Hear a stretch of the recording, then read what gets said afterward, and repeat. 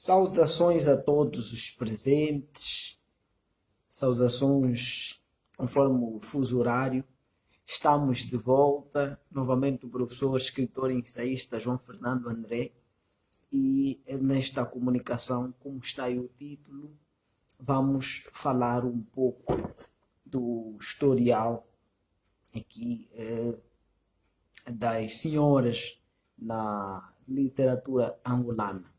Em primeiro lugar, queremos deixar claro que não vamos entender aqui literatura simplesmente naquela noção restrita, naquela noção que reduz a literatura ao fazer artístico,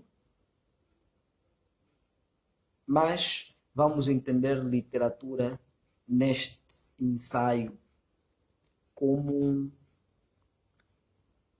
todo o conjunto de obras pertencentes a um país. No caso aqui o país é Angola. Esta comunicação resulta de uma pesquisa que fomos fazendo e vamos deixar aqui luzes do que depois poderão ler em boa hora. Então, como é que anda a instituição literatura angolana, a literatura angolana? Aqui estamos a falar, atenção, não literatura naquela noção restrita, mas na noção mais ampla. As senhoras, onde é que ficam? E alguns feministas vão então dizer que é preciso equilibrar. Quase que não se fala das senhoras na instituição literatura angolana. Como é que surgiram? Em que ano começou a se notar a presença das senhoras na literatura aqui em Angola? Em primeiro lugar, deixar claro que a figura das senhoras sempre foi relegada ao segundo plano. Isso está mais claro do que água. Sociedades machistas, sexistas, colocaram a figura das senhoras durante muito tempo no segundo plano. A mulher, ao que se concebia, ela devia crescer, ter alguma instrução, mas essa instrução com base nas famílias nucleares, os modelos de famílias nucleares. O fim último era a procriação. Procriação, cuidar do senhor, do marido e dos filhos. Tanto é assim que em muitos livros de filosofia da família, ou ainda em sociologia da família, vamos encontrar alguns renomados filósofos a trazerem essa perspectiva. Por a mulher, para a mulher, ela tem ou desempenha melhor o papel de educar os filhos e de cuidar do lar. Mas hoje, nessa sociedade líquida, esses valores sólidos do século passado, que vigoraram até o século passado, estão mais fluidos. E isto começa, na verdade, a ser questionado já desde os finais do século XVIII, com a Revolução Industrial. Nas sociedades africanas, a figura da mulher não é lá tanto como nós temos comunicações lá, quer no nosso YouTube, quer nas nossas páginas de Facebook, Se ainda não se inscreveu em Cultura e Literaturas João Fernando André, aproveite e vá lá fazer inscrição no canal do YouTube. Vamos notar que a noção de gênero nas sociedades africanas é um pouco complexa. Tanto é assim que uma mulher pode desempenhar o papel de pai na família.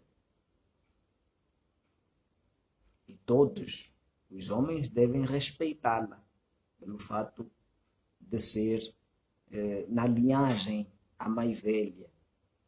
Deve ser respeitada e desempenhar esse papel. Ora, vamos então entrar aqui e já se pode notar que essa figura da senhora foi durante muito tempo relegada, deixada ao segundo plano. Na instituição de literatura angolana acontece a mesma coisa. Vamos ver que Angola, em Angola temos uma população multicultural e se olharmos para aquela noção de raça, vamos notar que temos aqui brancos, mestiços, negros, mas na verdade somos todos mestiços. A história da humanidade é mestiça, vamos assim dizer. Estas, para as senhoras, todas elas sofreram e continuam em muitos casos a sofrer, relegadas ao segundo plano. Vejamos então o que era a praxe nos tempos coloniais. As senhoras desempenhavam este papel da procriação e de cuidar do lar. Poucas iam para a escola, porque olhamos e já dissemos em muitas comunicações e reflexões, cá em Angola, Angola enquanto província ultramarina de Portugal, quase que não se falava do ensino. Ou seja, é um ensino rudimentar, um ensino triste, péssimo, que apenas começou a se notar nos anos 60 do século passado. Então, durante os 400 anos, houve mais catequização do que ensino propriamente dito. Isso para o geral. E normalmente os homens é que deviam ter acesso ao ensino. Desse ensino rudimentar, alguns homens conseguiram fazer as suas formações, a dita quarta classe, que muitos conhecem, e outros chegaram aos liceus. Mas as senhoras, poucas tinham essa chance. Relegadas, em primeiro lugar, ao papel da procriação. Em segundo lugar, as brancas e algumas mestiças, vamos assim dizer, na sociedade colonial angolana. Eram donas de casa, donas de lar, mas até comandavam comércio de escravos.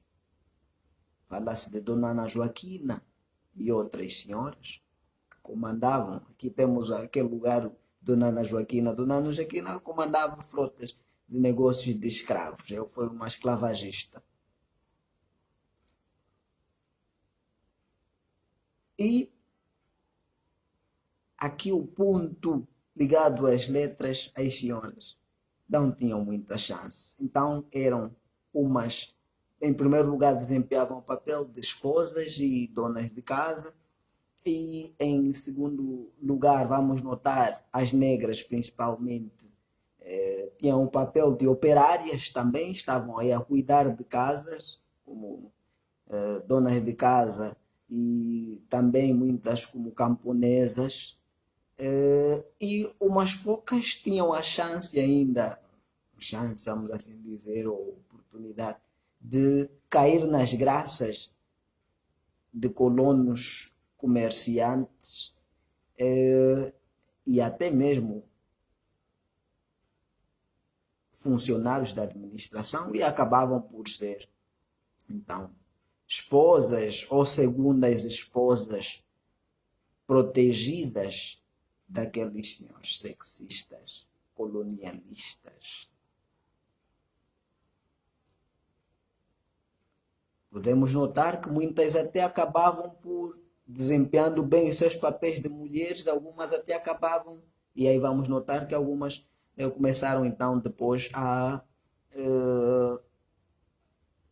ter um pouquinho de peso, vamos assim dizer, na sociedade, porque muitas vezes quando alguns senhores faleciam, algumas negras acabavam por ficar com as heranças. Estamos aqui a ver, por exemplo, a novela Angamuturi vai trazer, de Alfredo Trono, vai trazer este, este papel, esta visão.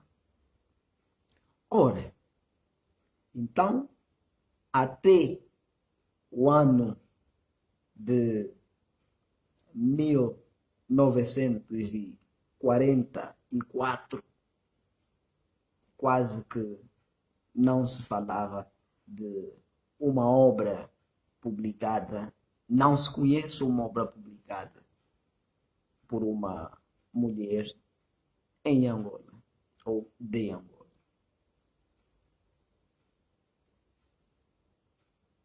Isto vai acabar no ano de 1944, quando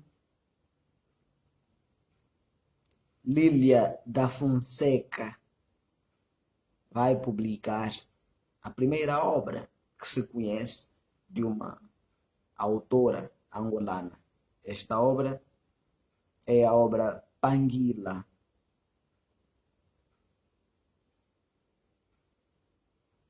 Ora, mais tarde, vamos ver na Casa dos Estudantes do Império em Portugal, há uma comunicação no nosso YouTube sobre a Casa dos Estudantes do Império, como era, o que é que aconteceu. Lá, podem ir lá ver, quem tiver tempo e disponibilidade.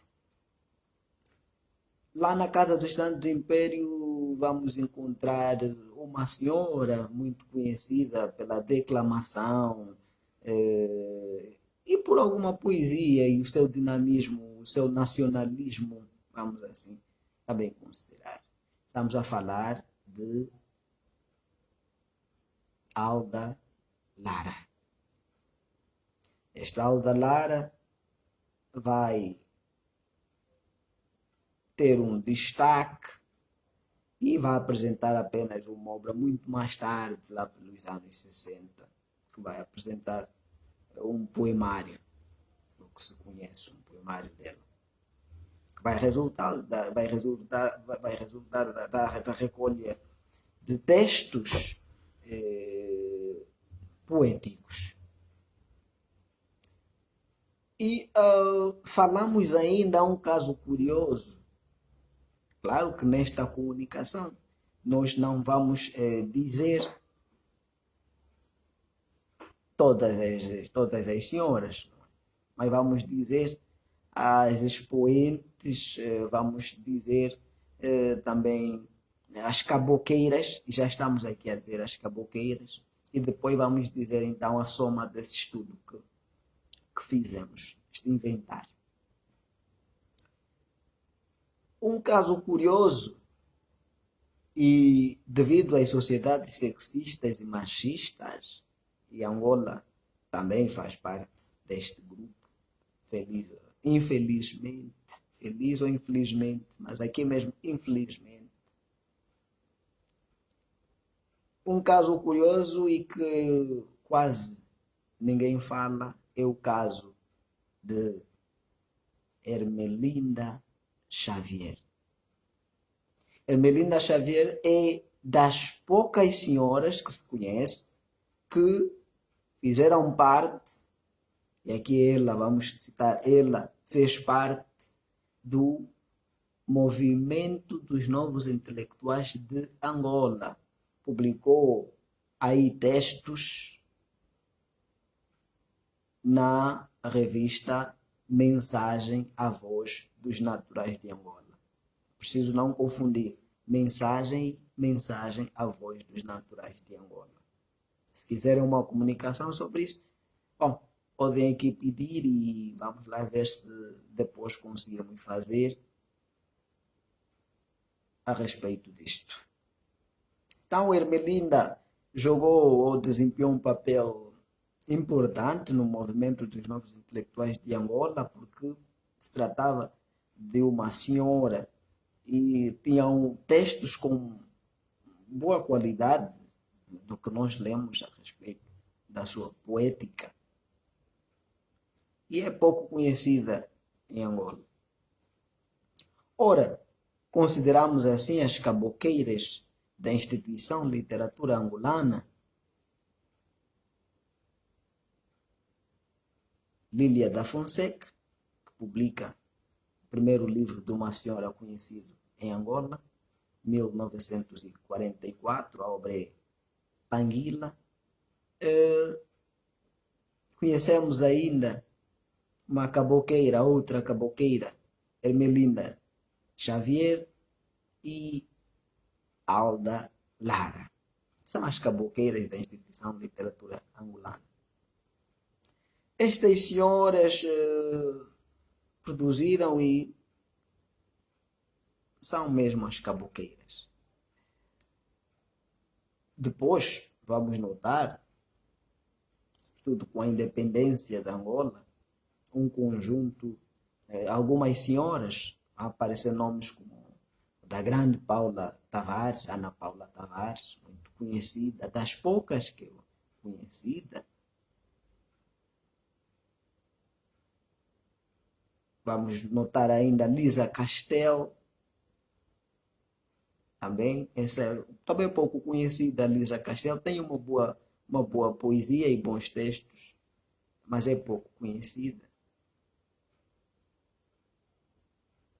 E temos mais um conjunto de senhoras que foram surgindo. Há pouca educação para as senhoras. Há poucas oportunidades para as senhoras. Isso é verdade. Estamos a falar de uma instituição literária das mais antigas nos PALOP. Aquela onde surge a primeira obra escrita na África de língua oficial, hoje de língua oficial portuguesa.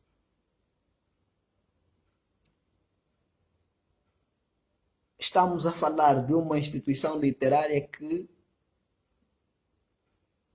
tem um corpus de autores que ronda os 2.700, quase 3.000 autores. Então, a literatura, a instituição de literatura angolana, aqui no sentido amplo, tem cerca de 3.000 autores. Mas vamos falar, segundo o estudo que fizemos, e vamos continuar, não passamos de 200 escritoras. Temos um universo de 160, então a estatística vamos esticar para 200, mas o estudo que fizemos deu-nos 158 escritoras, autoras de Angola. Num universo de quase 3.000 autores, cerca de 200. Podemos notar. Nos anos 2000, a União dos Escritores Angolanos, desempenhando seu papel de farol da literatura angolana, vai fazer a publicação da primeira antologia feminina de literatura. Vamos a falar da antologia O Amor Tem Asas de Ouro. esta antologia, e fica aí a pergunta, antologia ou coletânea? Bom, em parte é antologia, em parte é coletânea, porque há aí textos publicados já e textos que não tinham sido publicados antes. Então, esta antologia vai trazer textos apenas de senhoras. Mais tarde, depois dos anos 2010, vai aparecer a segunda coletânea feminina, e esta coletânea chama-se O Canto da Quianda, publicada pelo Levarte. Este Levarte, um movimento cívico-cultural de grande realce na instituição de literatura angolana. Marcou o seu tempo e continua até hoje como um movimento cívico-cultural, mas já fez mais.